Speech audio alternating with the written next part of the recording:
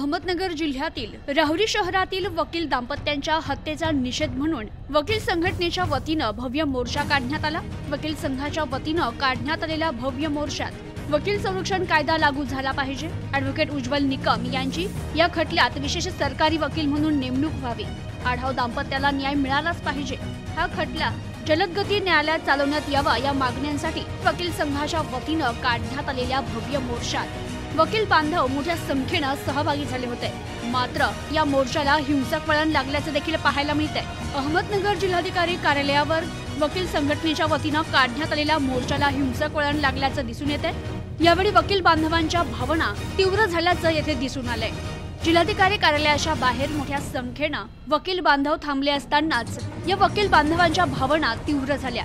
त्यांनी आपला आक्रोश संताप व्यक्त करत जिल्हाधिकारी कार्यालयाच्या गेटवर चढत कार्यालयावर पाण्याच्या बाटल्या फेकल्याचे येथे पाहायला मिळतंय।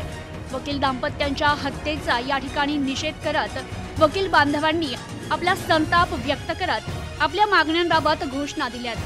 प्रतिनिधी अनिकेत गवळी, न्यूज टुडे 24, अहमदनगर।